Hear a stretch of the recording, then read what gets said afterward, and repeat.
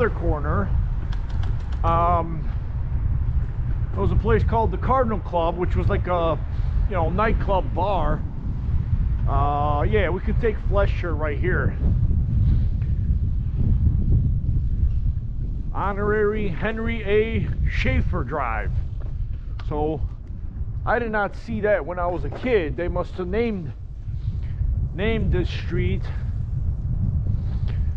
the Honorary Henry Schaefer Drive. So yeah, we're gonna go see my buddy's house, and he's no longer there, but of course this is where probably I spent a huge part of my childhood, you know, hanging out at friends' houses. And this is certainly a best friend and, you know, a friend forever kind of thing, family friend, if you will. So brother, I'm gonna send this to you. Take you down a little bit of a memory lane. I know you guys only left a while ago, but I think 5232 was the house, wasn't it?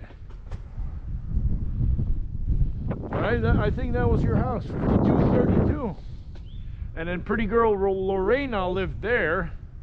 Remember the little hottie Lorena? She used to live there. Wow. Yeah. Yeah, guys. Very nice to see the old neighborhood where I spent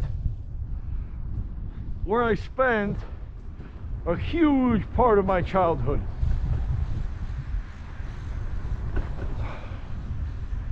And there will be one more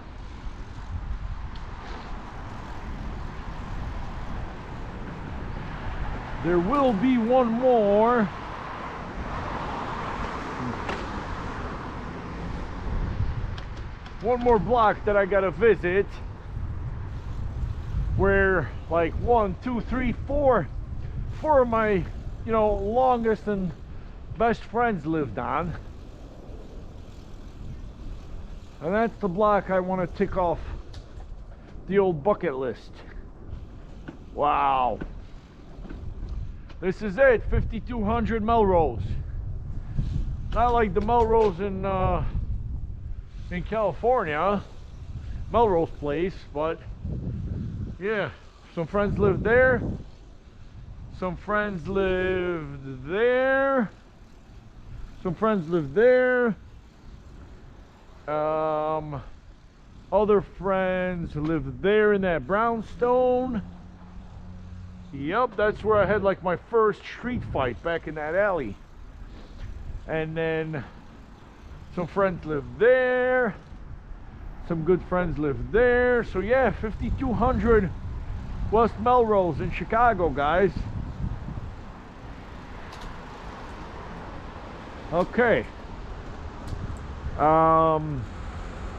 One more place to visit, we'll definitely have to hit it up, is Chopin Park. As I mentioned in the previous segment, that is where I played my first baseball game.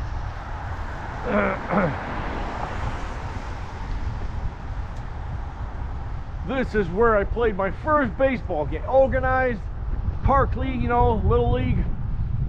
First little league game right here on Roscoe and Long. But what we're gonna do is we're going to take Henderson over to Long. Wow.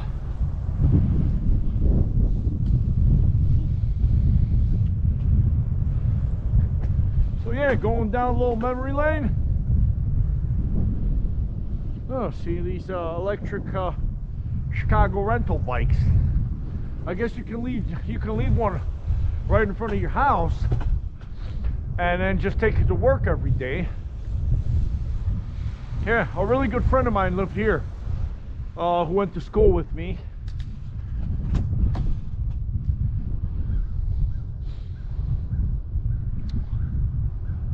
Wow.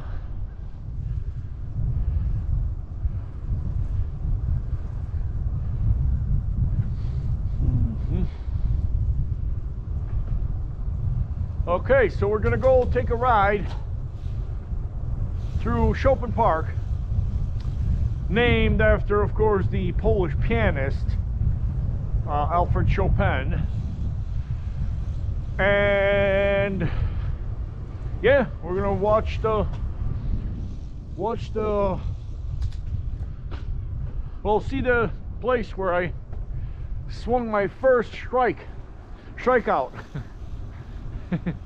And actually, part of the physical education here at St. Ladislaus, we used to have to run all around this park, you know.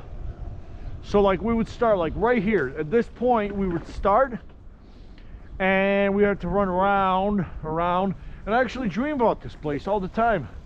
You know, there's a fountain there, you see that?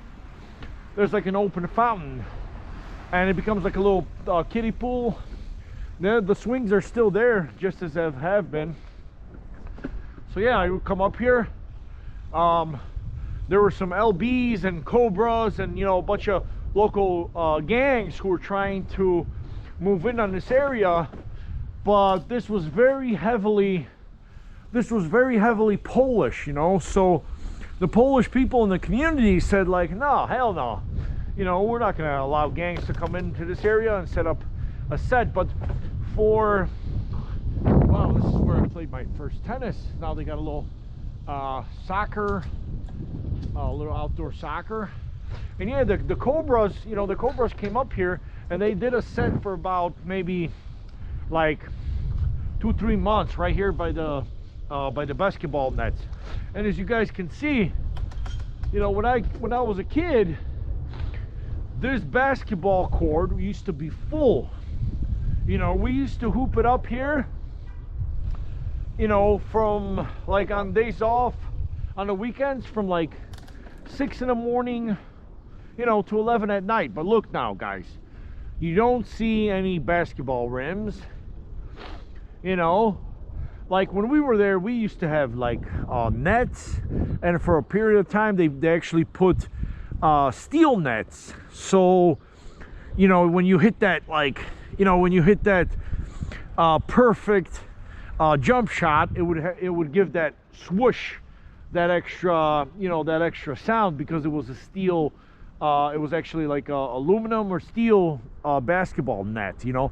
And then after the gangs moved in, you know, they started taking out the basketball. You know, it's like, hey, why fault the sport? It's like, you know, because a lot of the dealing and a lot of the organization was happening around the basketball courts. So the authorities kind of faulted the, you know, the sport for attracting, you know, gangbangers. So they started doing this stuff, you know, removing basketball courts. And I wouldn't think, you know, that, you know, that this would